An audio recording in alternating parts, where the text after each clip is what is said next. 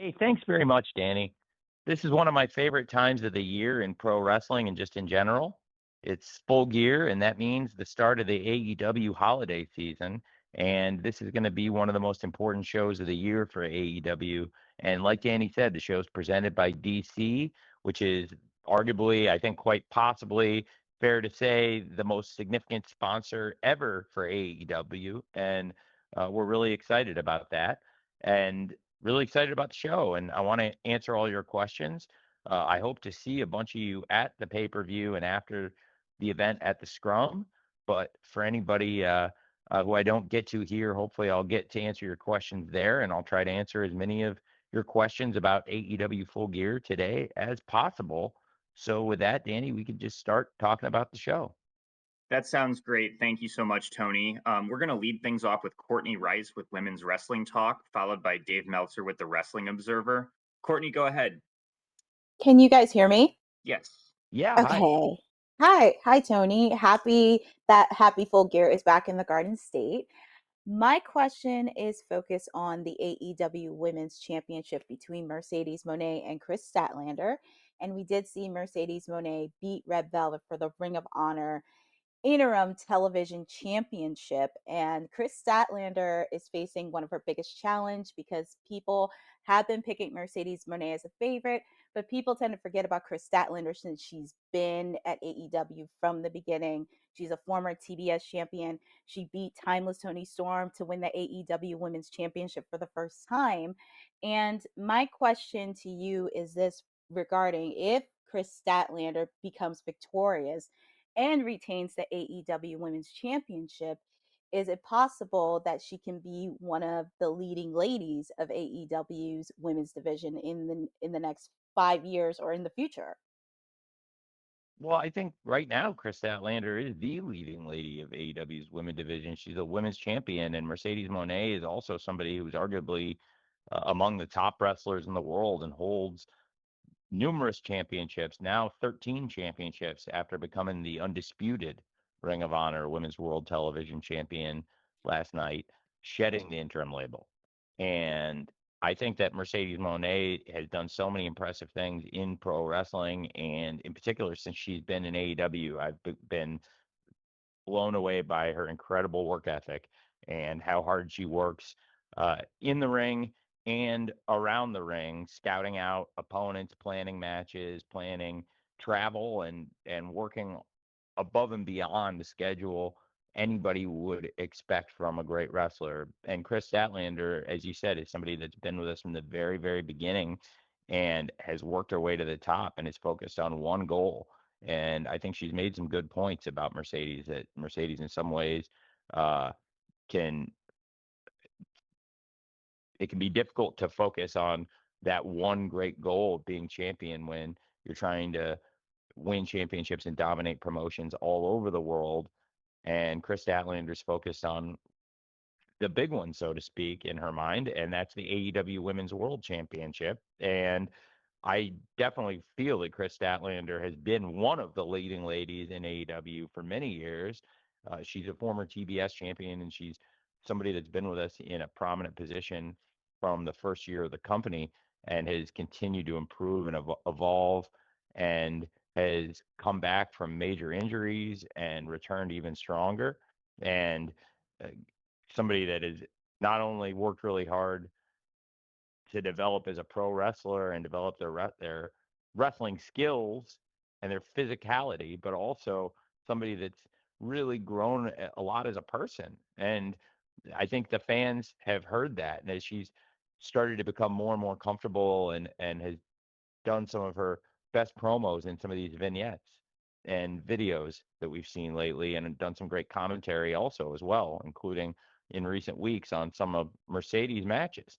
And I do think that Chris Statlander has proven time and time again that she's one of the top stars, and in particular one of the top women in AEW. And I think that right now she's the top woman in AEW. And going into Full Gear, that's really what's at stake. You've got two of the top stars, two of the top champions, and so much gold between them. And they're fighting for this top prize, which is the AEW Women's World Championship.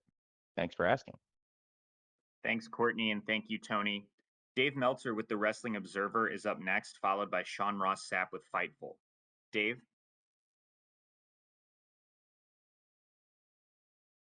Dave, you need to unmute your line.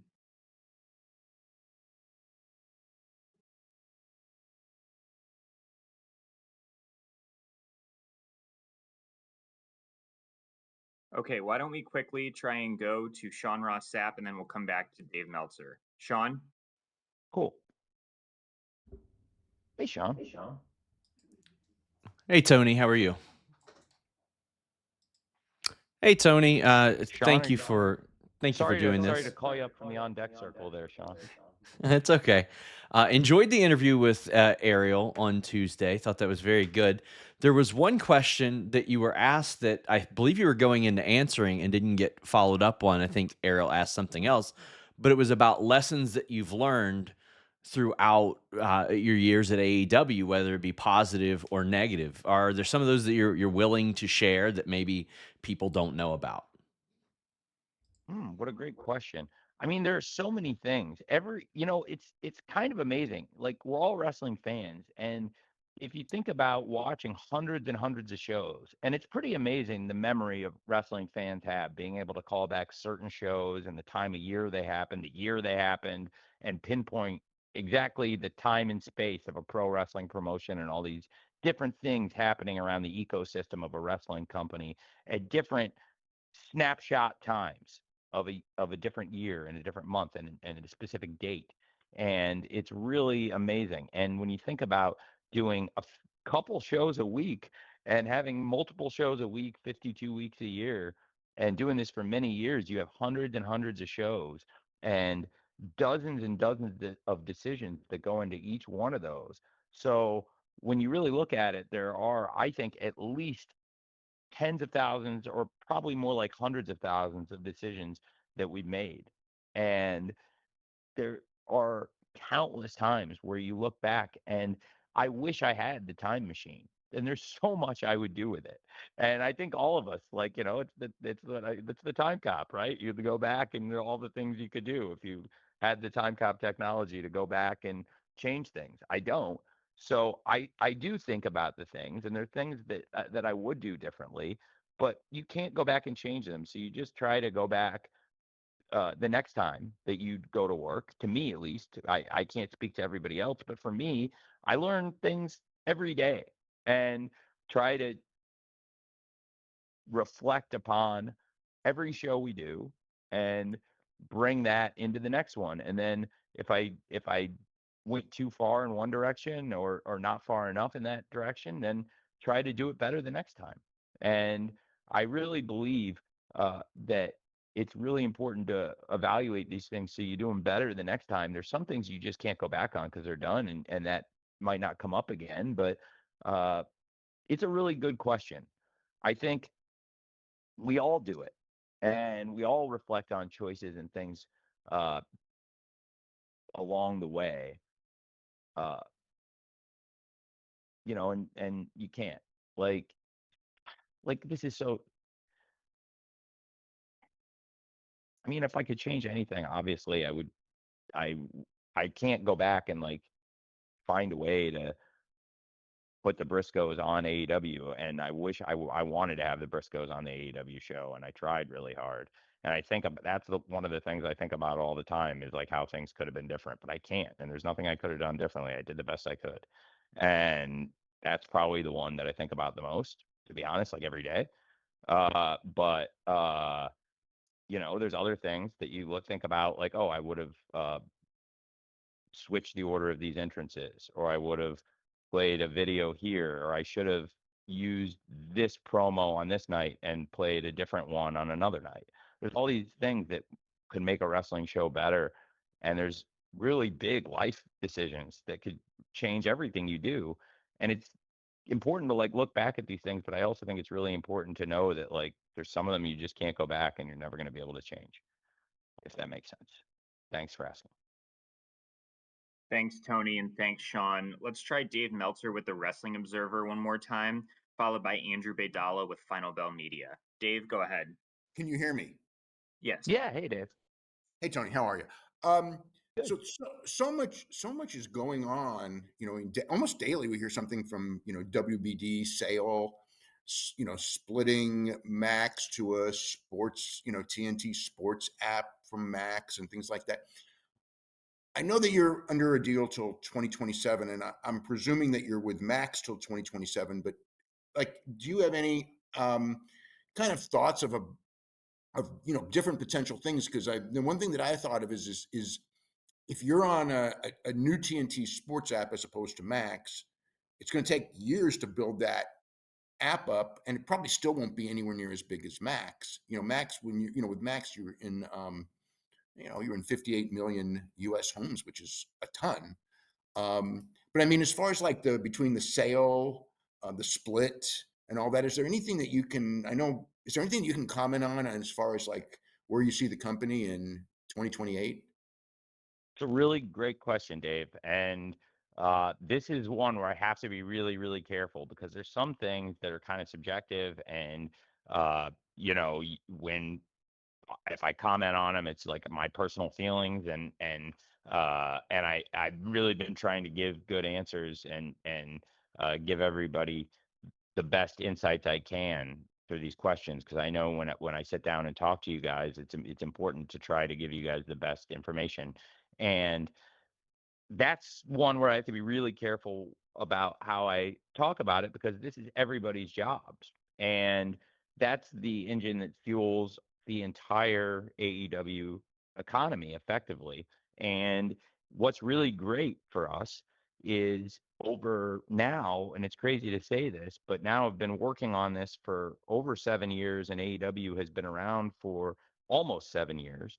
We've been doing events for over 6.5 years now, I think, or approaching, I guess, 6.5 years now, and have been working on the project for over 7.5 years, and have been talking to the top executives in Warner Brothers about it that long. And what's amazing is as the company's changed and transformed, AEW has continued to grow and become an even more integral and integrated part of Warner Brothers. And I'm very, very proud of that.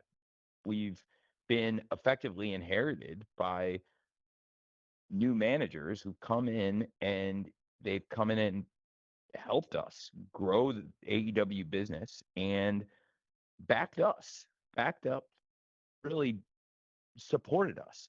And I think that it's really incredible what the regime running Warner Brothers Discovery has done and continues to do to this day to support AEW.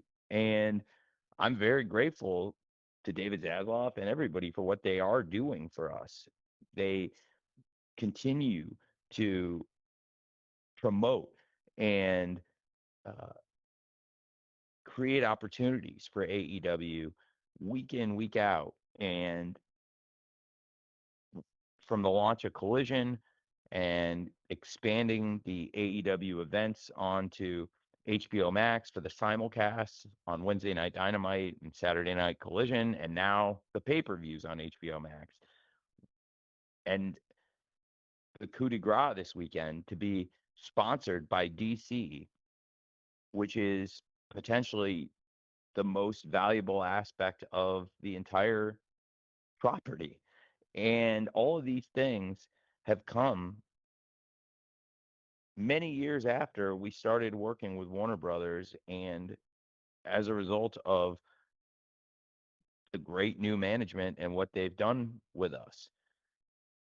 I did touch on some of this in an interview earlier this week, but to reiterate, through the NFL, and I'm very fortunate to have these opportunities, and it's really helped me be in a position to help start AEW and then uh, do a lot of things in the world of sports media as a result of connections that I'm very grateful that my father for setting up through being an NFL owner and an extremely influential NFL owner who's very well connected and incredibly insightful and sits on numerous committees, and now I've been included on several NFL committees, including the Fan Engagement and Major Events Committee, to where I've been able to expand and build a lot of relationships in sports media myself. I'm the owner and chairman at True Media Networks, which is one of the top sports analytics and engineering firms in all of sports, working with a lot of the top teams and media properties. So, to the point you're making, Dave, I will say that we have, as you said, we have a great deal that has years left on it. I feel like we're in an incredibly advantageous position, knowing that even though we can't control what's happening out there, and there's a process that's been talked about, and it's uh, being openly discussed, and some of these things are now a little more transparent than they might have been a few months ago. I think that we are in a really exciting place because with the current management, we are uh, a hugely grateful beneficiary of their support. And I am in particular a hugely grateful beneficiary of everything they've done for us, and uh, very thankful to David Zasloff and everybody for what they continue to do for us right now with AEW. And I'll just say I am very optimistic about the future and where this is all going in the future. I think AEW stands in a really great place, and I've never been more excited about AEW. And I think my family feels like they've never been prouder of the opportunity, or that they've never been happier to be associated with AEW. It just feels like we've really built something incredible. And now, uh, as we look out at the media landscape and being able to uh, see some of the potential things that could happen, it feels like AEW is in an incredibly strong position. And it's all due to the support of the fans who were so great. As recently as this past week for Blood and Guts, we had great numbers for that.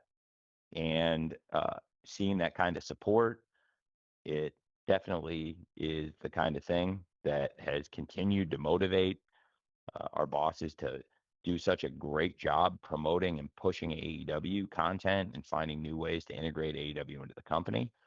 And knowing all the potential things that could happen in the future, and based on all the publicly available information, I feel incredibly positive about the future of AEW right now. And again, that's due to the support of the fans and also the great wrestlers and staff of AEW. So that being as much as I can say, I would just say I am two things to sum up all that, Dave. I am incredibly grateful to what our bosses are doing, everything they have done and continue to do right now. And I feel really good about the future. Thank you for asking.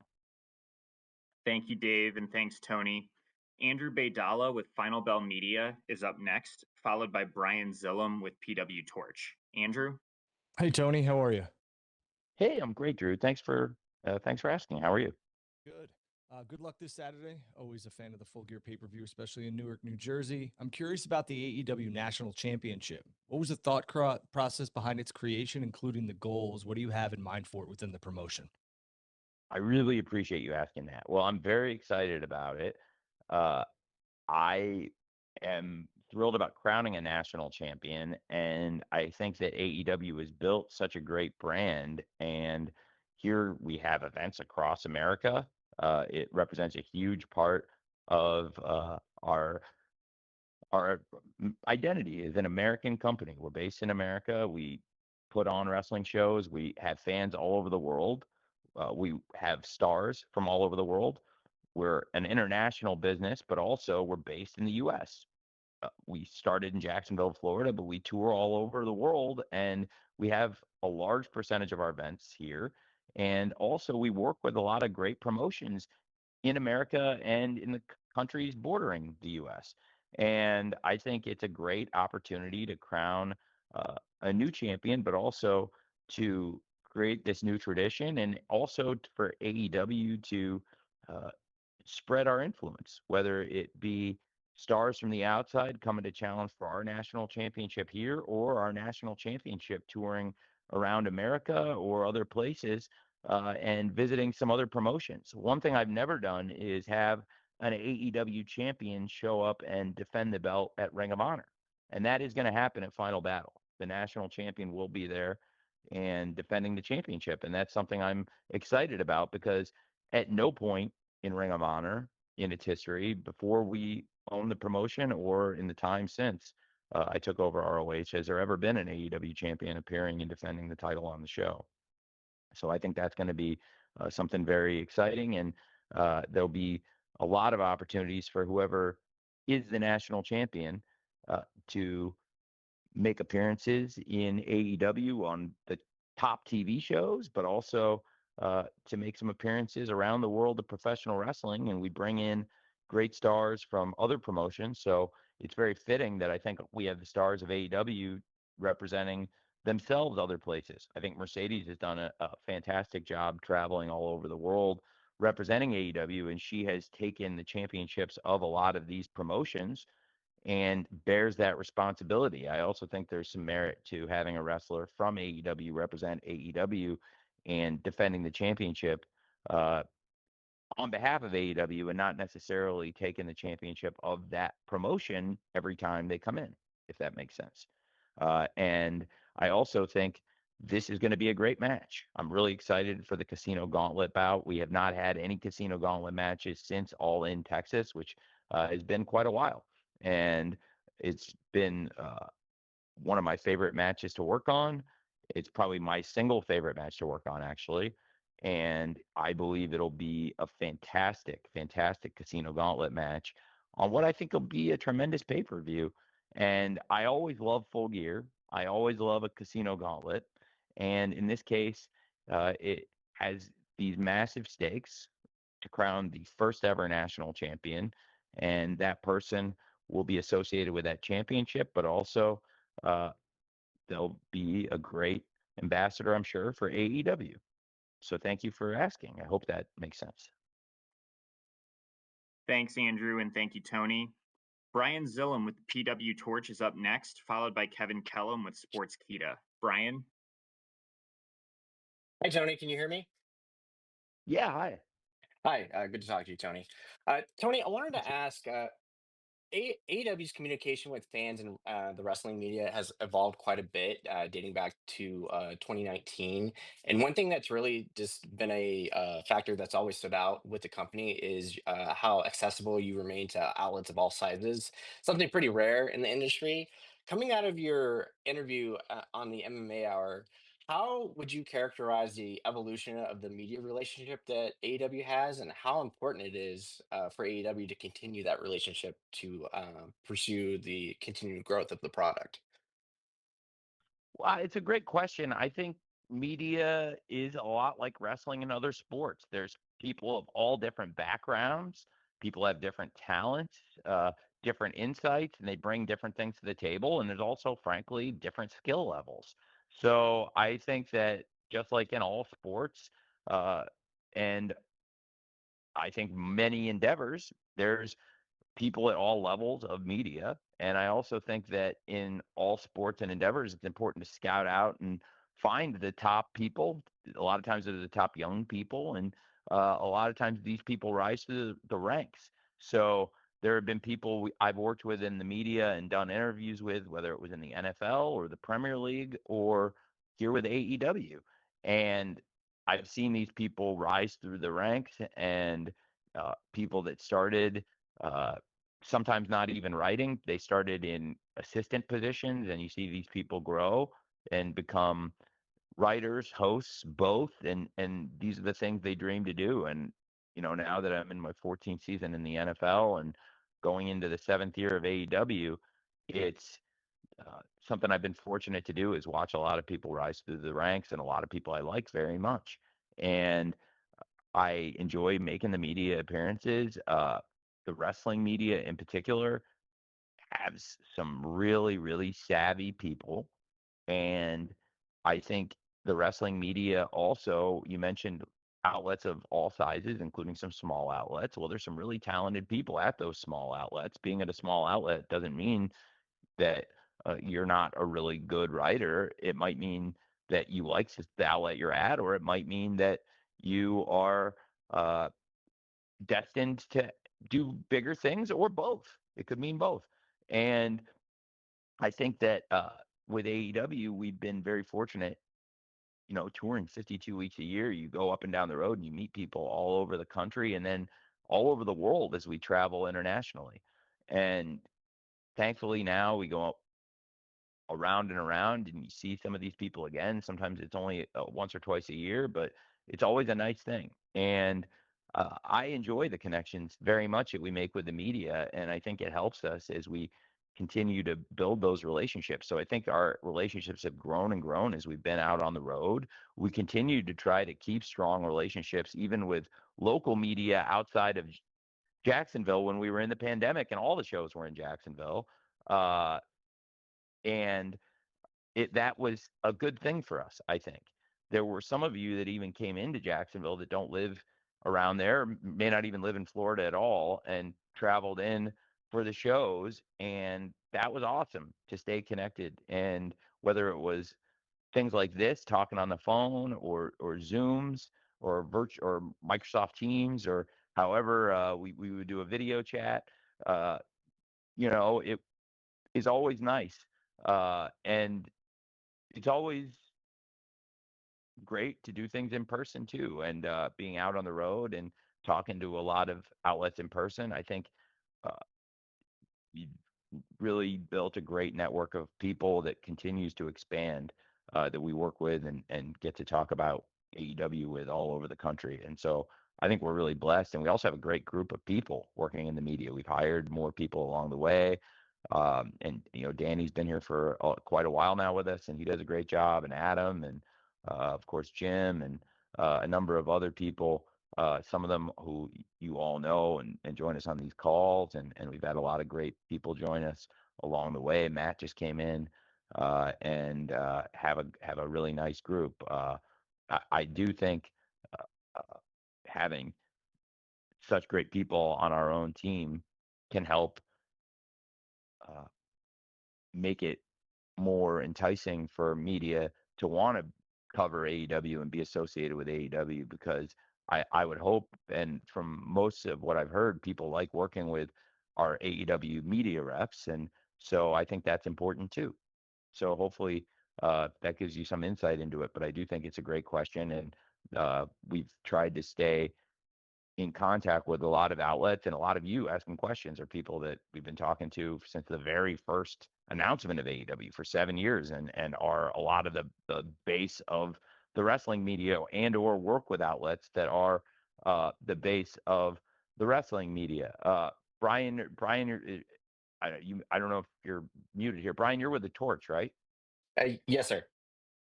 Yeah. So I mean, okay, so there you go. The Torch is something I've been reading since I was a kid, and Wade's been covering the wrestling business for close to 40 years. And Wade is a person, again, we've been talking to about AEW since the very beginning, and so your outlet is a great example of that. So I think there's a number of outlets that we've been working with from the very beginning, but also we've added a lot of great relationships along the way. And just this week with AEW Full Gear, there's people I've seen this week promoting the event, and promoting Blood and Guts last week. People that I've seen many times and see several times a year promoting the show on media stops. And then there's people I've met for the first time. And I think that's one of the really nice things about it. And we have a really nice group of wrestlers that are good people too. So people like talking to them because they're really charismatic and cool. And they treat the media, from everything I've heard, pretty well. So that's definitely the goal, and hopefully that's how you found it too. And I hope that was a good answer to your question. Thanks, Brian. Thank you, Thank- Tony, and thanks, Brian. Kevin Kellum with Sportskeeda is up next, followed by Samantha Shipman with the Daily DDT. Kevin? Can you guys hear me? Yes. Yeah. All right. Just wanted to be sure. Hey, pleasure to talk to you, Tony. You broke into a bunch of different things about the competitive landscape of professional wrestling. Fans always want to ask. You guys certainly feel like you're competing. I mean, you got DC. I don't know if anyone's going to get Marvel soon, but good on you for that. Um, can you talk about AEW Full Gear in this circumstance, not being in a crowded weekend? You guys can own the weekend in a way, and how you schedule events and how fans can kind of plan and feel these events, and where do you feel AEW lands in the general competitive landscape of professional wrestling? You have great partnerships. What's it like to have a weekend to yourselves now? Oh man, I'm excited for this weekend in general. I hadn't thought about it like that. It's a really well articulated point. I just get excited about Full Gear, and I'm so focused on what we're doing with AEW, but you make a really great point, and hopefully it's beneficial. I am always really focused on what the AEW event is, and in this case, we have a huge weekend. It's Full Gear, which is one of our biggest events year in, year out. This is the 7th annual Full Gear. I think it's going to be an incredible show. And I am really, really fired up for what I believe is arguably the most consistent AEW show year in, year out. It always, to me, is a great time, Full Gear. I've enjoyed every single one of them. And it's really cool that we've been able to find a great place where 3 out of the last 4 years, Full Gear has emanated from the Prudential Center, and we've had great results, great box office, and those are great fans. They support the shows and they make tons of noise, and they always make it a fun time. And I hadn't really thought about that until you said it, but it's a great point, and hopefully that's beneficial. Uh, for me, the focus is always on AEW anytime we have a show. I do like to watch a lot of wrestling from promotions all over the world, and I also like to go back and watch the AEW and ROH shows as much as possible. And I think we've been putting on really great shows this year. It's now uh, between AEW and ROH, well over 100 events already this year, and there's been some incredible events and great shows. And I think there's a lot of attention on how consistent and strong the AEW shows have been throughout this year. And I really appreciate that positive sentiment, and also the constructive vibe around it all, because I feel like our fans can feel we're really trying and putting out shows throughout the year, uh, that we're working hard to deliver really strong quality every time we go out there. And I feel as if our fans feel that and see that. And uh, I'm also very cognizant that there's a lot of attention on every time AEW puts on a big pay-per-view, that we've been delivering great events throughout this year, and Full Gear is going to have great expectations. And of course, it's really important to me anytime we do a big pay-per-view event. I want to live up to those expectations and make the fans feel good about supporting AEW. And I really like hearing the fans' feedback and insights, and hearing positive feedback, and even when it's 80, 90% positive, and then you can learn from that 10, 20%, that's good too. And I'll take that every time. And those shows that are the perfect 10 shows, those are great. But if it's an 8 or a 9, and then you learn something from it, from that one or two things, that's good too. And I think that's been a good philosophy for us, especially this year, delivering strong shows. I also think for ROH this year that we put out a lot of great events, and it's starting to get more attention. I was uh, I was in a challenging. In my opinion, I felt like I was in a bit of a challenging position during Death Before Dishonor, and it was also as I felt really good about the show. I felt like we were going to deliver a great show, and I think we did deliver a great show that night. And I was thinking, man, people are really going to like this show. And then early in the show, when Brightcove had the technical issues, I had to make a decision in the moment. And the decision I made was to put the show up for free on YouTube, and then to comp all of our customers a free month, and give that free month to everybody going forward, but also uh, give everyone access to the pay-per-view. And I think the silver lining of this was that it worked out really well to give a lot of people access to ROH that hadn't been watching the show recently, because certainly putting it up for free opened it up to more eyeballs and taking it out from behind a paywall. And there have been a number of times this year that putting up the events on YouTube, including with Death Before Dishonor, but also with Global Wars and some of the TV shows, has served us really well. And so you may see that again on the ROH YouTube, because I think it's done really well and brought great attention to that as well when we've had really strong events. There's been a few that were just YouTube exclusive shows, even just to give some fans some eyeballs on what we're doing, and the feedback on those has been overwhelmingly positive, and they've done really well. So that's been good too. And overall, yeah, just very, very grateful that we're getting these opportunities. And but I do think having that consistent quality there and hearing that this year, that's been really good for us too. So thanks for asking. Thank you, Kevin, and thanks, Tony. Samantha Shipman with the Daily DDT is up next, followed by Dominic D'Angelo with Studio One Sports. Samantha? Hi, Tony. How are you? I'm very well. How are you?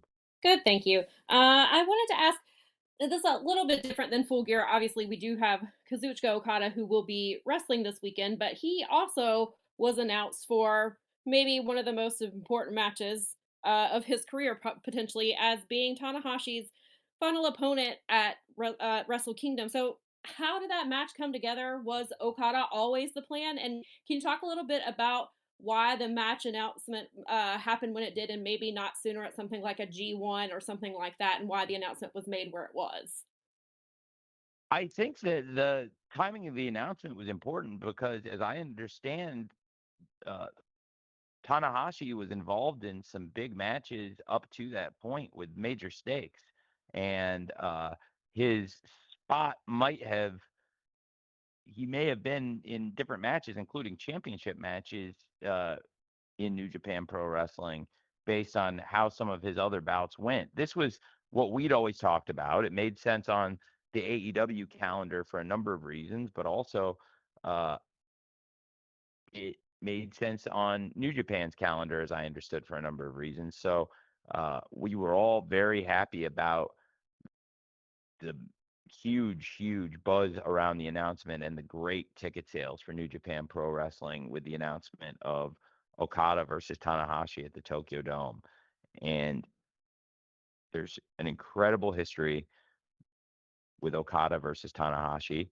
And for us, Okada was always the plan that he would travel, and it's an honor that AEW and Kazuchika Okada are in a position to work with New Japan Pro Wrestling and Hiroshi Tanahashi to promote Tanahashi's final match, and for Okada versus Tanahashi to be that match. And uh, that's always what we'd talked about. And I'd met with president of New Japan Pro Wrestling, Tanahashi, and he and I had talked, and we were really excited about this. And he had come to a number of AEW events this past year, and we'd had some really nice discussions. And he was at Double or Nothing, and we had dinner, and this was what we talked about. And he was very excited about the possibility. And uh, when I spoke with Kazuchika Okada, he was very excited about the possibility. And everybody thought that this was the biggest possible opportunity to make uh, not only an incredible business success, but also, most of all, a well-deserved tribute to Hiroshi Tanahashi, who's one of the legends of worldwide pro wrestling, and in particular for New Japan Pro Wrestling, such a legend to the nation and to the promotion. And it's going to be a great event. And the massive ticket sales and huge attendance and all of the national excitement around the show are an incredible testament to Hiroshi Tanahashi, and I believe seeing an uptick in ticket sales and increased excitement in addition to the already huge buzz around Tanahashi's retirement match and the big advanced ticket sales they had seen, clearly to me demonstrates that fans are very excited to see Okada versus Tanahashi in the Tokyo Dome on January 4th in Tanahashi's final match. Thank you for asking. Thank you, Samantha, and thanks, Tony. Dominic D'Angelo with Studio One Sports is up next, followed by Amy Nemedy with WrestleJoy. Dominic? Hey, Tony, can you hear me okay? Yeah, you're great. Hey, all right, nice. Well, yeah, great interview with Ariel. Excited for Full Gear this weekend too. Did want to kind of follow up in a roundabout way about the national title. Um, so I was actually listening to a Bruno Sammartino interview several weeks back. He did it obviously like probably about 10 years ago. And he mentioned about how he bought the local Pittsburgh promotion from Ace Freeman. And he happened to notice that Ace had a lot of titles on in his promotion, and he was like, why don't we just limit it to just this one title, and like maybe like the tag titles was the other one he was saying. But I'm kind of curious what your thought process has been over the length of AEW when it comes to titles, because at first you had very few and now you have so many that also includes ROH. So I'm kind of thought getting your perspective or your philosophy on having these kind of so many titles, I guess, involved in play in the promotion. Well, sure. It's uh, a lot of there's a lot of good things in that question, and that's an interesting story in that question too. I think it's important to look at the content that any wrestling promotion is producing and what the model for the business of that company is. And for AEW, the revenue is primarily driven from TV and pay per view. And we produce many hours of TV and pay per view. We also produce a lot of live events, and we produce over 100 shows per year and several hours per week. This is different than the beginning of AEW because at the beginning of AEW, we only had 2 hours of television, and I had no association whatsoever with Ring of Honor, and certainly was not the owner and promoter of that company. So you mentioned the Ring of Honor Championship, so that changed, of course, when I acquired Ring of Honor, and I've largely kept the championships of Ring of Honor intact, except for adding women's championships and expanding the women's championships of ROH. I've made no changes to the men's championships. I've added a women's television title, and we've had a women's world TV title tournament. Now we have a new women's world TV champion, officially an undisputed champion with Mercedes Moné as of last night, adding the undisputed ROH World Women's TV title to her collection of championships as she fights to become the AEW Women's World Champion tomorrow, or excuse me, Saturday, this Saturday, and as we've added a Pure Championship, which is a tournament we're excited about. We had a great match we filmed in that tournament last night that'll be airing next week, and more matches that'll be airing up to Final Battle, where we'll crown a women's Pure Champion. But with ROH, I did inherit their championships and have expanded the women's championships in ROH. In AEW, uh, the company has changed, and we've added Collision, which is a hugely important part of the AEW weekly TV, and the lifeblood of the company is the AEW Warner Brothers partnership, of which Collision is a huge part. And we're a company now that produces twice as many hours of TV and twice as many pay-per-views as we did when we started. And we're also a much more successful company with TV rights that are many, many, many times higher than at the beginning of the promotion, and still several times higher than what they were even as recently as last year. So I absolutely think that it's important to look at the ecosystem of a wrestling company, and what you're describing for some companies could absolutely be the right model. And I also think for AEW, coming through the pandemic, the model we had where everything was Dynamite focused week in, week out, and it still is very focused on Dynamite, but also I'm very focused on Collision, and there's a lot more to cover.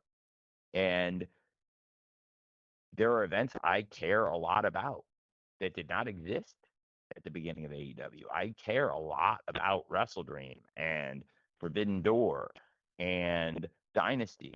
These are shows that mean a lot to me. World's End, I care a lot about. And that was not a thing at the beginning of AEW. So I do think as we've expanded and grown and looking at the base we had, which was Dynamite, and really having a pay-per-view calendar that was built around Revolution, uh, Double or Nothing, All Out, and Full Gear, and most importantly, did not include All In, which is by far the most successful event we've added. Now that that was another thing that was a huge, huge lift out of the ROH purchase. Was it clearing the way to bring All In officially to AEW, adding that tape to our library, which is one of the most valuable videos we own, and also uh, expanding one of the most valuable pieces of IP into our library. And now AEW All In is the biggest show in AEW by far. And it didn't exist at the beginning. So the company's very different than it was at the beginning. Our three biggest gates and our three biggest attendances ever are for All In, which is an event that we didn't have at the start of AEW.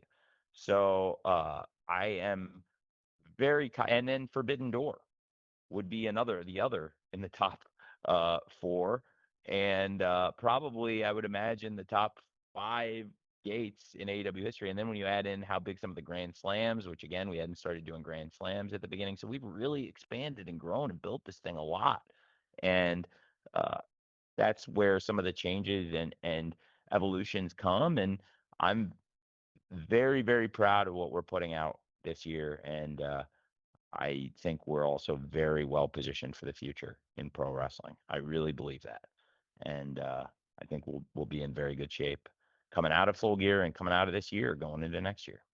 Thanks for asking. Thanks, Tony. Thanks, Dominic, and thanks, Tony. Amy Nemedy with WrestleJoy is up next, followed by Adam Bernard with the Sportster. Amy? Hi, Tony. Can you hear me? I hear you great. Hey, Wonderful. So first, I'm going to apologize for my voice because I'm recovering from being sick, so it's a little cracky. I want you to sound talk great. to you. Thank you. I want to talk to you about the first ever Women's Blood and Guts. This has had something that fans were so excited about. And the women of AEW, they've been making a lot of history this year, most recently, of course, with this match. Now, hardcore matches are no stranger to the division, but they had a lot to prove, and they ended up with one of the most critically acclaimed matches this year. So the question that I have for you is, can you talk about the reaction in the back as this match was occurring, particularly your reaction and the overall reception of the first ever Women's Blood and Guts, and if we'll see something like this in the future? Thank you. Yeah, we'll absolutely see the women of AEW lock up in Blood and Guts someday again, and the women in AEW absolutely knocked it out of the park. As with all of our Blood and Guts matches, are very hard hitting encounters, and I'm really proud of everybody involved and very excited. It was a huge success for everybody, and I'm grateful that there were not more serious injuries than we had, and the reception was fantastic. The network was so happy, and to have TBS and HBO Max happy with the show, that's the most important thing, in my opinion, beyond the safety of the wrestlers and fans and putting on a good, safe event. The most important thing we can do after we secure the safety of everybody at the show, is to have the network be happy with the quality of it and the execution of it, and they were thrilled with it. So that was awesome. And the event was a critical and commercial success, and it was the best kind of thing. And everybody had a lot of fun. And there's some really hard-hitting rivalries, and there's a lot of things that are going to come out of that match, and there's a lot of unresolved anger that continues to be taken out on each other in AEW between these very, very very, very brave and hard-hitting women who went into that blood and guts match, and they all came out of it as part of what was a massive success for AEW, but also something that it seems like the wrestling fans really enjoyed, which is also really important to us. So I was really pleased with it, and I think everyone in AEW was thrilled with it. Thank you for asking about it, because I thought the women's blood and guts was tremendous, and I had spent a lot of time with them myself, and they worked really hard on it, and I met with both teams extensively, and had a lot of great things to say about how hard they worked and prepared for this. And I'm very proud of everybody in AEW, and in particular, I thought the women in Blood and Guts, they did a great job. So thank you for asking. And also, I thought the men did a fantastic job. I know you didn't ask, but I figured somebody will read the quote and think that I didn't want to bring up or that I only mentioned this, and I just have to. I would be remiss if I didn't also mention. I thought that the guys did a fantastic job, and there have been a number of men's blood and guts matches, but some of them have featured really terrible injuries and gruesome occurrences. And I was also glad that coming out of the men's blood and guts that we didn't have more really serious injuries. And thankfully, between the women and men, there were no career-ending injuries or even year-ending injuries, where I think everyone's going to be able to come back from this. And I really appreciate you asking about the women in particular, because I was so happy for them, and they accomplished something that nobody had ever done, and they accomplished it with flying colors. And absolutely, it's something we'll do again. Thank you for asking. Thank you, Tony. We've got time for just a couple more. So Adam Bernard with the Sportster is up next, and then we'll finish up with Bill Bodkin with the Pop Break. Adam? Hey, Tony, can you hear me? Yeah, I hear you great. Hey. Awesome. I'm glad it went better around this time for me. Thank you for your time, sir. As always, I appreciate it. I wanted to ask you about Keith Elliott Greenberg's book. This book is All Elite. I know that you have a book signing with Orange Cassidy coming up on Friday at Bookends in New Jersey. And I want you to know, if people who are coming into this book, maybe reading Greenberg's writing for the first time, what was your take on how Keith portrayed the company and its inception? And what do you think what are you most excited about fans reading in this book overall? Thank you for the time. Well, I thought Keith, I've seen the book, and I was somebody Keith interviewed for the book. We produce a lot of content, so I'm not the editor of the book, but from what I've seen, and not having fine-tooth combed every page and dotted every I and crossed every T, so to speak, I absolutely have enjoyed it and thought Keith did a great job. I enjoyed my interview with him, and I know Keith's worked on a lot of tremendous wrestling books and had a lot of success as a wrestling writer, and Keith has written some of the top performing wrestling books. So I was excited to have him work with AEW, and I enjoyed my interviews with Keith, and from everything I've seen, it's been tremendous. And I look forward to getting through Full Gear and into what is one of my most exciting and busiest times of the year here, and hopefully more around the holidays. I'll be able to sit down and enjoy and finish the book. So thanks for asking. Thank you, Tony, and thanks, Adam. We're going to finish up with Bill Bodkin with the Pop Break. Hey, Tony, can you hear me? Yeah, I can hear you. Great, thanks, man. Talking about Okada versus Tanahashi, I had to ask, any chance we're going to be getting a second Wrestle Dynasty in Japan this year? This year, I don't think that's going to be the case, but I have to say They have to be thrilled, as we are thrilled, and I think everyone is excited about the huge ticket sales for Wrestle Kingdom and the big buzz around January 4th at the Tokyo Dome. This year, we don't have the Wrestle Dynasty event planned, but it was a very successful event and it went really well, and something we're definitely open to doing with them in the future. And as we have Forbidden Door as part of the partnership, Wrestle Dynasty went very well, and it was a really awesome show. It's one of my favorite shows all year still. So I think absolutely that's something we'd like to do again. And right now, New Japan Pro Wrestling is very focused on putting on a great Wrestle Kingdom, and they should be really proud. And we're really proud of them and the fans in Japan, and of course Tanahashi and Okada. And I look forward to seeing Okada coming up very soon. Just I guess coming up in about 48 hours for the tailgate brawl, and he was looking forward to the match until he found out who his second trios partner was, and I'm very much looking forward to that one.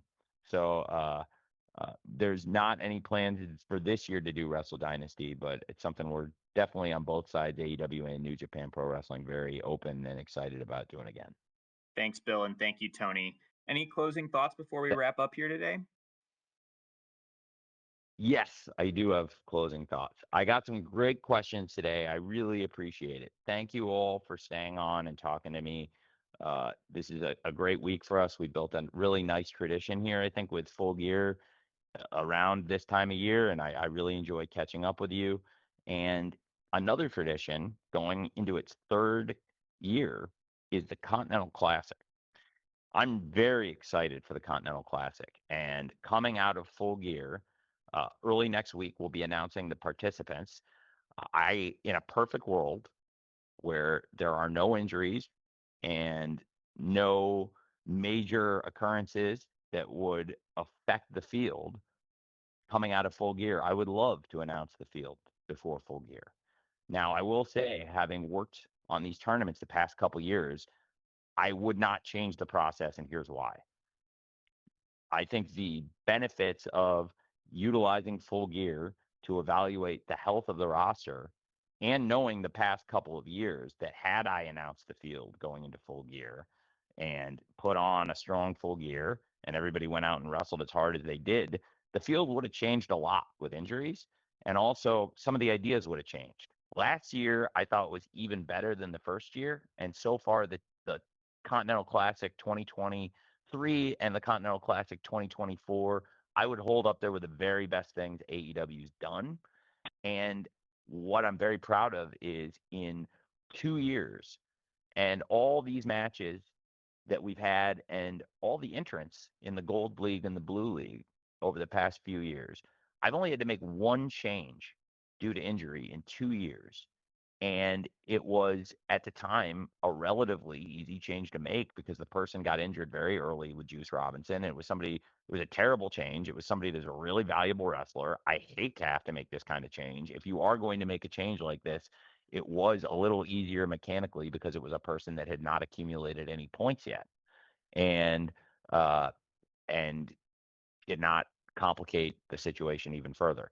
I will promise you that this is going to be a great, great Continental Classic.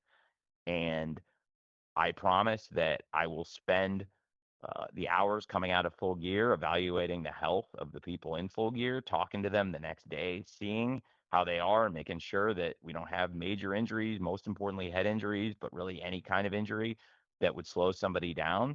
I want to make sure people are healthy going into the tournament so that they're capable of finishing the tournament, because that's very important. And last year, even with that one change, I thought the execution of the tournament and the quality of the wrestling that we put out throughout the Continental Classic embodied the very, very best of AEW. And I think that's been the case 2 years in a row. And I actually thought last year was like The Godfather 2, the sequel that somehow lived up and may have even in some ways been somehow even maybe in the eye of the beholder, even better in ways. So I'm very proud of it. I in a perfect world would announce the field or would have announced the field, but I really think it's important to evaluate the health of the wrestlers after a show like Full Gear, where you have so many of your top stars in action. And these are the kinds of people you're going to want in the Continental Classic starting next week. So, one of my favorite things about this time of year is Full Gear, but now one of my favorite traditions and things about this time of year is also the Continental Classic. And that kicks off next week, Thanksgiving Eve. Dynamite and also Collision is on Thanksgiving next week. And it's going to be really, really an exciting thing for us to have a Continental Classic. People be able to sit home and watch it with their families. Of course, Dynamite on Thanksgiving Eve, that's been part of the formula, but now also to have the Continental Classic on Thanksgiving night. And there's such a great tradition of pro wrestling on Thanksgiving, and now being able to bring the Continental Classic to Thanksgiving and Christmas viewing with the Christmas shows that we do, Dynamite on 34th Street and Christmas Collision. We just announced those last year. Those were shows that were instrumental, and they will be instrumental again this year in determining who advances in the Gold League and the Blue League in the Continental Classic. And I can't wait to talk about the Gold League and the Blue League next week, and we're going to have a great time. But I'm also very focused on this Saturday, Full Gear. It's going to be one of the greatest pay-per-view shows in what I think has been the single greatest year start to present of AEW shows. I really appreciate all of you being here today. I think that, as I've said before, a lot of you have covered AEW from the very beginning. You've been on these calls and come to the shows, the pay-per-views, the dynamites, the scrums. You've been at the shows and covering AEW from the very beginning. And some of you have joined us along the way, but I am really grateful. I mean this. Thank you for covering AEW. Thank you for giving us your feedback. Anytime we get constructive feedback on anything, I really appreciate it. And a lot of you make some really great points, and I like to hear them. And I also am very grateful to you for giving AEW the coverage and for dedicating your time to pro wrestling. Thank you very much, and I hope that you all have a great afternoon. And if I don't talk to you before then, for some of you, if I don't see you after the pay-per-view, I hope you have a great Thanksgiving. And Danny and Robin,